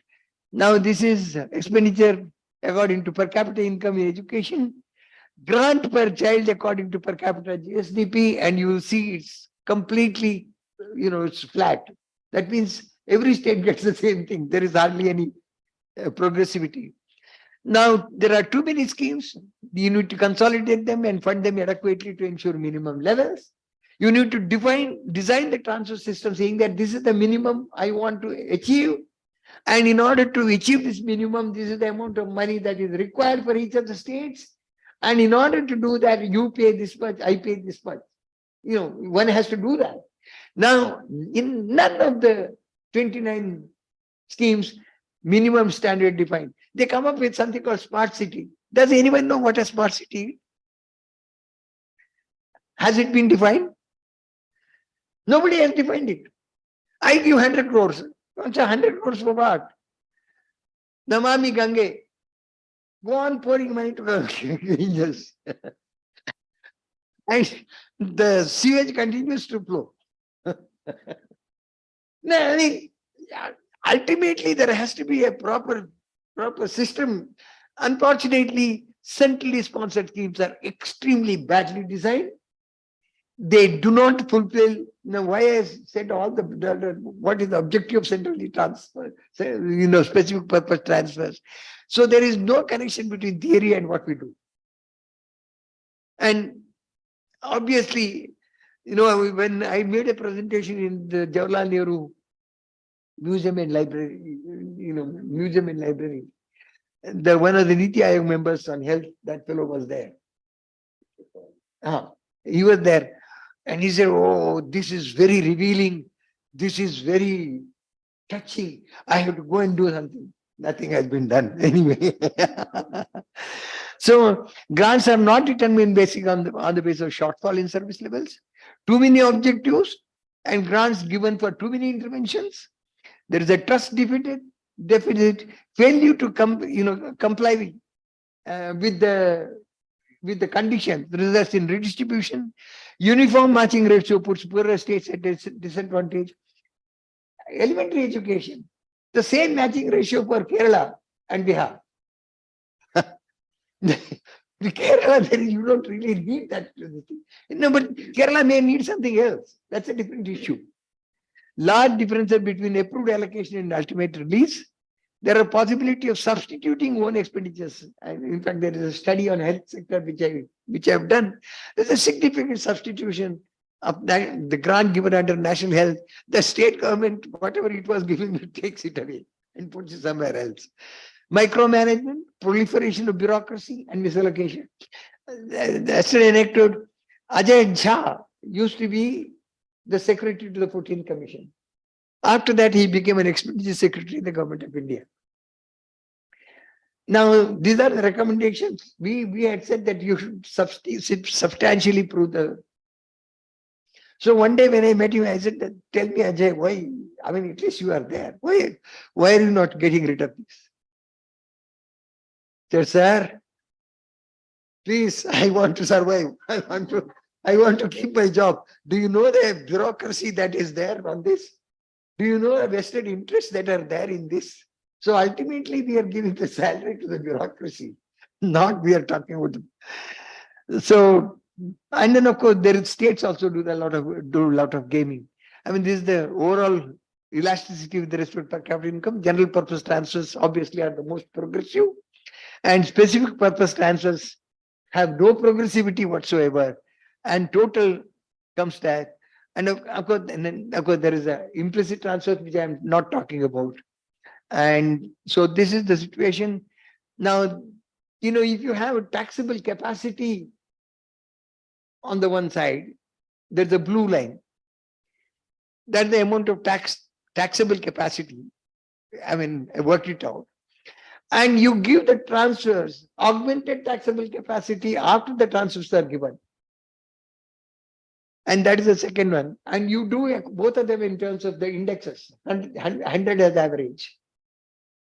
And you will get a thing like this. That basically means even after the transfers are given, you have a situation where higher income states will have much more revenues to make expenditures. So there will be significant interstate expenditure differences. This will lead to, I mean, Kerala, Karnataka is not the issue. I'm talking about, I'm an economist. This will lead to divergence of incomes across over the period of time. You're talking about a convergence. I'm only making a point. Whether the point is, this is the ultimate result of the transfer system. So transfer system in India is still a work in progress. The Institution of Finance Commission has performed reasonably well, and yet it's a work in progress. If I say something, you people will get upset, but then let me say that. I mean, some of the states have gone about borrowing huge amount of money in the past. There's a huge interest payment liability. Now, obviously, Finance Commission has to use the norms. And then, in fact, I had a big quarrel with Dr. Reddy on this. So interest payment is something which is a committed liability we should take fully. And you're paying for the past profligacy. Now, in other words, you make the projection of revenues, projection of expenditures, then you give the tax devolution according to formula. Whatever is the gap, you give grants. Now, when you make the assessment, what happens is that some of these states which have done we have been profligate with the high interest payment liability will have always a big gap. I mean, that saved Kerala in the first 2 to 3 years because they were but now the cows have come home. There are problems. But the point that I'm trying to make, Punjab, Kerala, West Bengal, Rajasthan, Tamil Nadu is getting into the same situation. But anyway, Yeah, but that's obvious, Orissa, it will be very prudent. And it doesn't get grant. It doesn't get grant because it has been prudent because it has very low interest payments. So, I mean, these are some of the, when you look at as an economist at a pan India, yeah. So specific purpose transfers are too many multiple objectives. Overall, despite progressing to the Finance Commission transfers, fiscal disparities are not completely offset. Specific purpose transfers which are meant to ensure minimum expenditure levels don't do it. So since this is all I want to say, I'll stop here. Thank you. Thank you very much, Professor Rao. So I think it's very rare that you get, 3 lectures covering this sort of broad area. And you are all expected to work on public finance related issues. And what more can one offer? So thank you very much, Professor Rao. And I'm sure now that you have sat through these 3 days and also had interactions with Professor Rao on many issues individually, you definitely have some questions. So please shoot off your questions and let us hear Professor Rao's answers to that or the discussion. So how much time Professor Rao takes to answer that question will, No problem. No problem. What I mean is, will tell on your capacity to understand and shoot off questions. So please. No, I was very pleased with interacting with all of you. I believe, in fact, I have had this first-hand experience. And very serious students, I must say. And some of them have done quite a bit of work. Some of them are attempting to do work. I'm quite impressed with the No, let's give a big hand to the students. I must say that Yeah. I must say that I was quite impressed. Yeah. Because mind you, I did a very sort of entire program was designed when I was the director of ISEC. And there was a requirement that the student should go to the library and then put an attendance mark every day. When I went, there was a big line of students who were doing that. I said, "Why are you here?" Then they said, "We have to put the attendance." And I said, "Why?" I was new as a director. Then I said, "Sorry, no. No attendance required from tomorrow, but then I will design something else. Every 6 months, there will be a seminar. 3 days seminar for PhD students. One of where each student will say what is the topic, what did he do in the last 6 months, what is the progress now, what is he going to do in the next 6 months. And his guide will sit. There's an accountability question.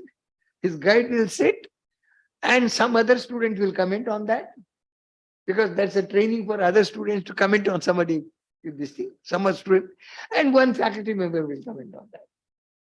So this system, I said, no, if you want to go to market and have fun, you go do what you want. I don't care. What I want to do is to see that at the end of 6 months, you make a presentation so that you have the accountability there. I will see that. And actually that worked extremely well. And people started completing their PhD in 3.5 years. And that's no, I'm not suggesting that I should be used here. No, I'm not saying. But then they spoiled the entire thing. There was some director who came and then had quarrel with the students and then stopped PhD recruitment and all sorts of things happened. That's something which I can't help. You can only do when you are the help. But as I said, I'm quite impressed with the work that people are doing here. And I've also promised them that anytime they send anything, I will look at it and then give my comments. And comments will not be always harsh, but it can also be harsh. No, they should also learn to accept harsh criticism. Absolutely. Any researcher. You see, you may think that you have done great work, But be prepared to accept harsh comments. That's part of life. No, I mean, there is a way we do it. We used to have a very eminent economist called Dandekar. Now, people used to get worried if he opened his mouth. I mean, that was the case. And actually, T.N. Srinivasan was like that. When Ravi Kanpur wrote the World Development Report on Poverty for the World Bank, in one of the World Bank these things, and T.N. Srinivasan was the referee, and he said, "This is some gossip, a bit of a pop sociology, some politics thrown into it, and some economics sprinkled on it. The best place for this particular document is the trash can." Ravi Kanpur is a very eminent econometrician and an economist from Cornell. Okay, Ravi Kanpur resigned from the World Bank on that particular thing, and somebody else had to salvage that. So people can be that. So I won't be that. I can be that. Then I know on one occasion I had to take on T.N. Srinivasan. I really the paper on federalism. I really gave it to him. I was we were very close and very friendly. Then he came up and after the thing, he said, "Govind, you also." So, no, I will do it to him, but not to you guys. So now you can start off with anything. You see, now he has said that he will not do that. So please. Yeah. No. Good evening, sir. Sir, you were saying about Kerala's and Punjab's economy, and also in the recent times, Kerala's economy is facing a really hard financial crisis, right? So what all policies or what all steps can Kerala government take in order to gain the momentum or in order to improve their financial status? So, yeah. I mean, this particular thing is historically given. And this is not new. I did the first study on Kerala in 1984. Personally, I did the study when V. Ramchandran was the chief secretary. And he wanted, with the planning commission, with Dr. Chelaya, saying that we want to do a pattern of plan financing. We had pointed out a large number of reforms. Two states which refused to do reforms throughout. One is Punjab and the other is Kerala. Ultimately, you've got to bite the bullet. In Punjab, the same thing happened.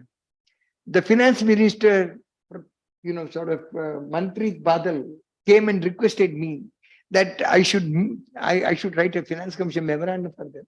I said, I don't want to do it because you people don't want to do anything. He said, no, I will take you to the chief minister. He took me to Prakash Singh Badal at that time.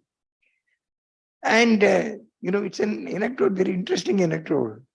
Prakash Singh Badal was very polite, very nice. We asked for the tea and said, Rao Saab, everything is it. Then I said, look, if a person falls sick, you need to administer the medicine. There is no other chance. The response. Said, you are right, Dr. Rao. But the problem is, while administering the medicine, if the fellow dies, what do I do?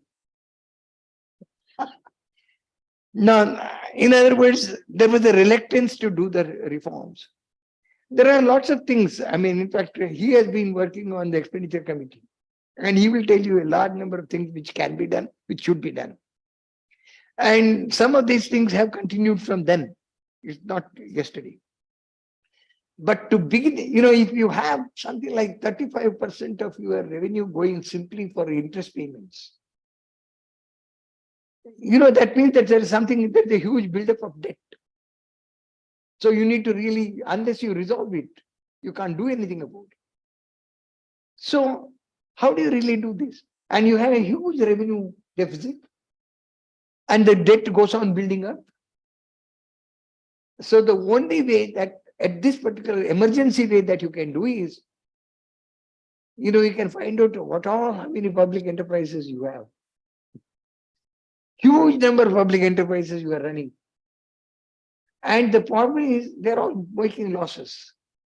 And apart from making losses, each one of them has tracts and tracts of land. Acres and acres of land. The best thing that they can do is to get rid of these public enterprises and monetize those assets and pay back the loan. And then, that's what I would advise. But they won't do it. There's a special interest group. So at the end of the day, even the hard budget constraint doesn't really help you. No, not only that they won't do it, they are doing the opposite. They're actually, Creating more.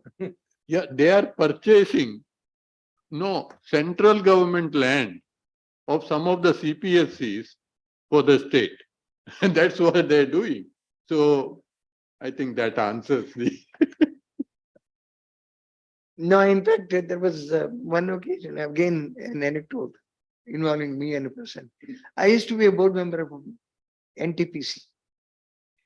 NTPC had land all over the place. There was a private medical hospital fellow who came in and then influenced the government here. And then he wanted land to be given. And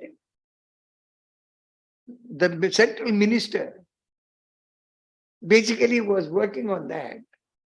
And he had convinced, and he had made the managing director of NTPC say that you should identify the land and then, but then that has to be approved in the board. So when it came to the board, the note said that this is a surplus land we have, and therefore we would like to give to this for this hospital. It looks very nice. Then I asked, is it a public hospital, private hospital? Private hospital. He will take this land and make money. Then I said, how is it that, how much of I want an inventory of all the surplus land that you have in every state. You get me all that thing. Then suddenly I said, I'm sorry. If you have the land, that is your land. And you can't be just giving it for private purposes. I will not agree to this. The moment I said this, see, there are about 14 board members. Then some of the other independent members started. And then what happened was that, the managing director came to me aside and said that, see, this has come from the minister. Then I said, it doesn't matter to me. If you want, I will resign and go tomorrow. But then as far as I am concerned, I will not approve this. And then he came back and said that he spoke to him. And then he came back and said, he will talk to you. I said, let him talk to me. I have no problem. Thankfully, that fellow had a better sense. He didn't talk to me. But I scuttled it. But that is only one of the exceptional cases. Usually, chalo, ho gaya. That's the way it is. And of course, then I don't know what happened. And then I had to resign because I had to join the Finance Commission. But I'm just giving you the way in which and the state government is recommending this. So you have a solution. But the point is, there should be political willingness to accept it. Irrespective of the political party. I am not on this party or that party. But that has been the case. Punjab, when the COVID struck, there was a call from Monte Ahluwalia. Govind, they have put me as the chairman and the fiscal part you have to do. I said, believe me, at least, I have written 3 reports for Punjab. The first one, I had gone on a holiday after a long time to my home.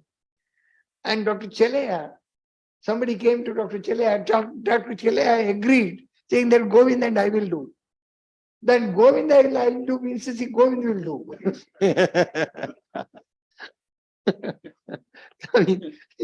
He traveled with me to Chandigarh once. But then all the effort that you put in, if that is not, if there is no result, then you feel frustrated. I'll just add You see, Raj, your question, I'll just add another thing. Now, of course, they have corrected it. That is, there is a duty on electricity. Do you know that? Electricity duty. Yeah, that should ideally go to the treasury. For the last 25 years, it hadn't gone to the treasury. Initially, they were collecting it, but then they were spending it. But this became, that was violating almost every budgetary rule or whatever. Consolidated Yeah, spending. yes. You're not putting the money in Yeah. the consolidated fund. It's which is actually right. criminal. Huh? Yeah. No, nothing. They were not giving anything. No, that's no. being used as a expense for the electricity. Yes.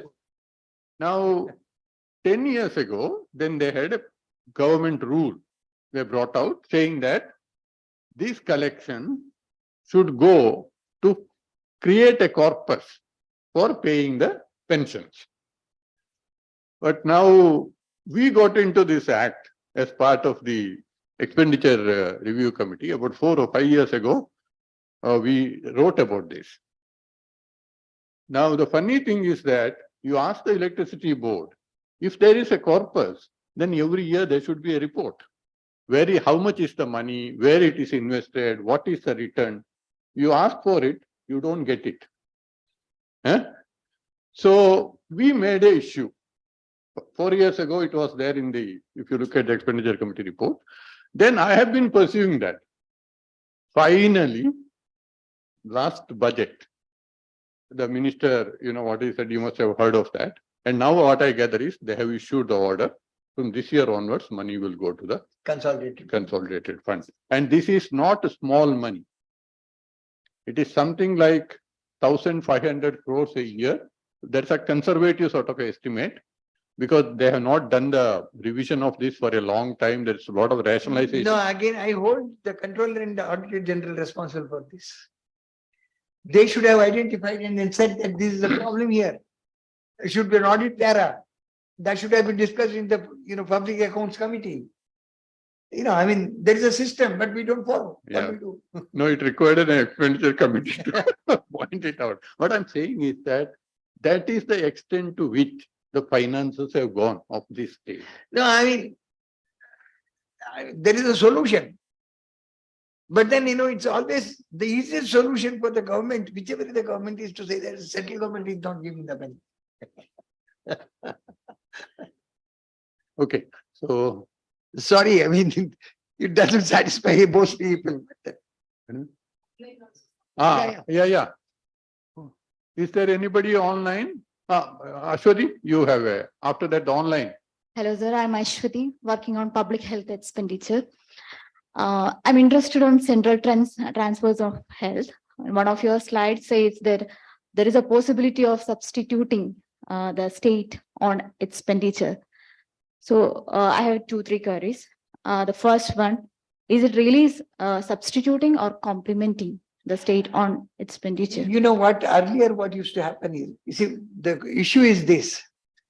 The government actually spends on health, even without the government, this thing. But when this thing comes, the money that it used to spend on health actually, it thinks that since the other money has come, I can use the money for something else. That is the extent of that is the way. So what happened is that after we did that particular paper, Govindarao Meeta Chaudhary paper, after that, somebody woke up and said that it should be incremental.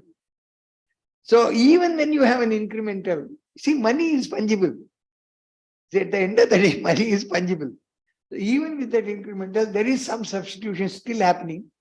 I made some people in Takshashila Institute do a paper on that. In fact, I was the one who was guiding them to do it. They followed the same methodology. And then they found the substitution at a lower level. Much less than what the coefficient is, much lower. But the point is that, you can simply say that whatever you are spending, actually you do it, but then this should be additional. But the point is, even on the normal course of circumstances, there would be some amount of growth. Now, how exactly you have to, in other words, there has to be a proper designing of the transfer. When you do that, that's all that I'm trying to say. The objective of my saying is that the transfer is not properly designed.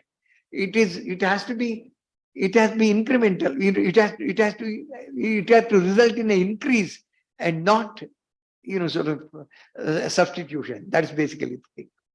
In that paper, that is the healthcare financing reforms in India, and also in your book, you said that the states are substituting the states on spending. It's because of to achieve the target of the fiscal responsibility. Yeah, it's on your paper, that is the healthcare financing reforms. You said that the states are substituting the central transfers, the state on spending. It's because of the to achieve the target of fiscal responsibility. No. Or is it a real No. pure politics One of is, health? there are three things. One is states have their own, priorities. So if this particular thing comes, they will see where, there is a lot of competing requirement for the, sort of competition for public expenditure. One is they will reallocate it to somewhere else, some other function. The other thing is, if you want to reduce the overall expenditure to contain your deficit, and this helps, and in that sense of the term, it helps to reduce the fiscal deficit. Sorry. Online, are there any questions? Oh, no, I'll come to that. Any online questions? Yes, sir. Yeah, please. Who is it? Introduce yourself. Sir, my name is Adit. I am currently pursuing PhD under Kerala University Department of Economics. Adit, please wait because he is on phone. Let him come back.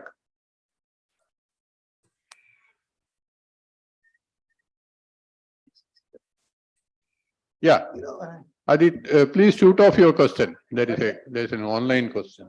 Yeah, please. Sir, first of all, I want to thank Professor Rao sir, because it was his works that attracted me to public finance and intergovernmental transfers and all. So my question is, I would like to know his take on off-budget borrowings, particularly the Kerala government has been put into trouble by the CAG report concerning about the KIFBI and all. So what's your take on off-budget borrowing, sir? Yeah, no, in fact, the lecture was not on state finances, but on intergovernmental fiscal issues, and therefore I didn't go into. At the central level also, there was a lot of off-budget borrowing, but then over in the last 2-3 years, they have substantially reduced it. They made it much more transparent. But at the state level, it continues.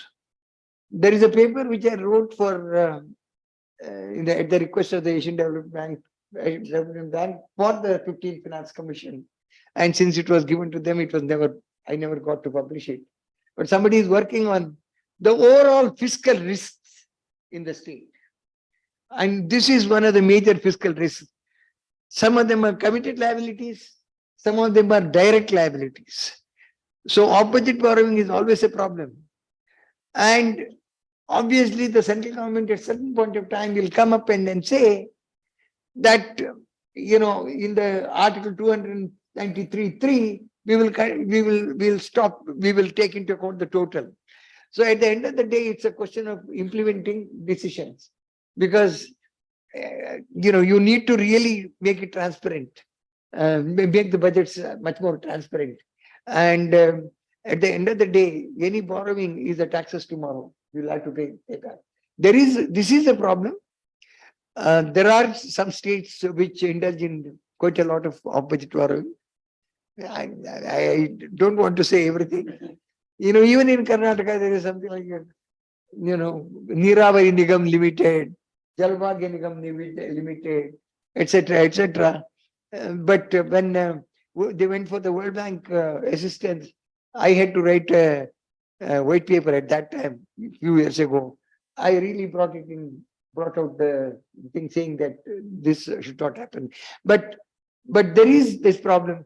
The opposite borrowing basically happens in this way. Mainly, they borrow through public enterprises, and particularly the electric utilities, because that's the biggest public. So electric utilities or public enterprises borrow and then hand it over to the state. So basically, this has gone on, and then I would say that things are a little better now as compared to past. The West Bengal CPM government at the time was notorious. Ashim Das Gupta, an MIT PhD, would mislead the people enormously. And then, in fact, he went even constitutionally wrong thing he did. He borrowed money from Peerless Insurance. Okay, now, and then what he would say, in fact, he went to the Finance Commission after not the Finance Commission, after the Finance Commission goes, when the Finance Commission says you have a problem, he would say that no, we don't have a problem, because he will add the borrowing, saying that if you add the borrowing, you say, we have a surplus. You have the total expenditure and total revenue plus borrowing. So when total revenue plus you borrow more, and then you have a surplus. Anyway, so basically what you are raised is a very important issue. I did not, go into that detail because I wanted to confine to intergovernmental finance. Thank you. That's the last question.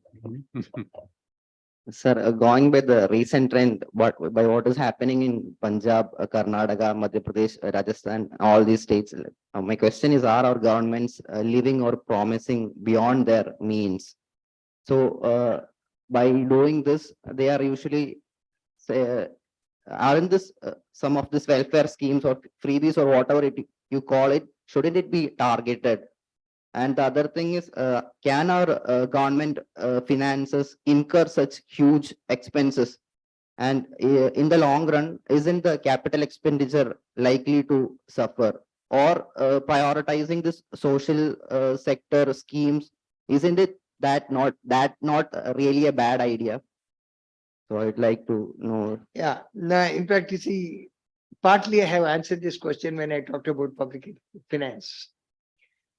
Redistribution, market doesn't do. But then it's always better to redistribute, give conditional cash transfers, rather than trying to subsidize commodities. Because that changes but then how much of redistribution you can do is basically a political decision. And then generally speaking, it is expected that the governments are responsible enough to contain there. Now, what happens in this particular thing is Karnataka will be able to manage its finances. With all the things that we have said,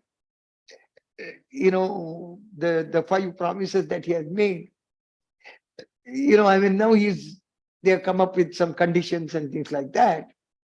So I would say that overall, they will have to spend, they will now talk big things, but then about 35,000 crores they will have to spend. Now, their GST revenue in the last couple of months have been very buoyant. Their GST revenue. Apart from that, their budget, their fiscal deficit that they have budgeted is about 2.5%. There is a 0.5% this thing. And they don't really have much of it. No revenue deficit. It will happen now, but that's a different thing. Within that, they will be able to manage. But then the problem is the demonstration effect in other states. Because let me also tell you, Siddaramaiah has been a very prudent finance minister. I've helped him, I've advised him when he was a finance minister. Now he will wriggle out and then do things. Other states, what they will do is they will cut down on the capital expenditure. The fiscal deficit they can't increase because the government of India will not allow them to borrow more. But then The government of India has shown them saying that you don't have to bother about the revenue deficit. The basic golden rule is that you should not have revenue deficit. But then when the government of India says that I won't bother about the revenue deficit, so these people will bother. So they will cut down on the capital expenditure, which is a bad thing to do. So it would have an effect. I would say that kind of cash transfers is something which basically a political decision, and since the markets don't do, people have to be looked after. But then this is not even a cash transfer. So there are adverse consequences. Karnataka will manage, but then other states will have problems. And they started talking about Madhya Pradesh and Rajasthan now. And mind you, the charity begins at home. Whichever the party is not the thing. I did talk about 2008-9 in center. And even today we are not able to balance the budget because of the fiscal profligacy that we did in 2008-9. And that was also for the election reason. Farm loan waiver, expansion of National Rural Employment Guarantee from 200 districts to the whole country, and implementation of pre-commission recommendations. These are the three decisions together. And then, of course, they didn't raise the price of distillates. In fact, Raghuram Rajan, when he took over as a chief economic advisor, I happened to have gone to North Lab, and before him was Kaushik. Kaushik assistant saw me and said, sir, you should go and meet him. I said, look, I don't know him much. So he said, no. So I went and met Raghuram. The first question Raghuram Rajan asked me is that, Govind, you tell me, we do need to increase the price of these petroleum products. You think it's a better idea to increase it in one go? Or shall I do it, 50 paise every month? I said, follow the second. And, he's the one who started it off and sort of brought some sort of a balance there. But anyway, these are all. So this is all I have to say, because that is the reason why I talked about, when I talked about today's this thing, somebody has to work on this electoral budget cycle and its impact. Not just in terms of quantitative terms, in terms of qualitative terms as well. Yeah. So shall we? Because Spoken. I've taxed you guys enough.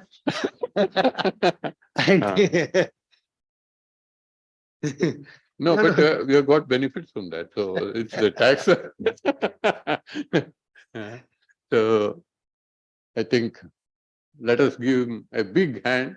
No problem. Wonderful. So I have no words to express my gratitude to Sir Rao. It has been a pleasure listening to you. I'm sure you all have benefited. And of course, how do you show your gratitude? By doing good theses and writing good papers. That's what you can call it, Guru Dakshina or whatever it is, but that's what it should be. So with that, shall we? I would also like to thank Gulati Institute and all of you for giving me this opportunity to interact with you. No, it's always a pleasure meeting younger people. You get a lot of this thing in talking and interacting with the younger people. So, I must thank No, that's okay. Joseph and you and all of you for being very responsive. And well, that's all that I have to say. Okay. So thank you very much. And shall we? Yeah. Kiran, please. Now we come to the last part of 3 days of very enriching, intellectually very, very stimulating lectures. So on behalf of GIFT, I would like to place on record our sincere appreciation for taking your time and being with us and sharing your wealth of knowledge with us.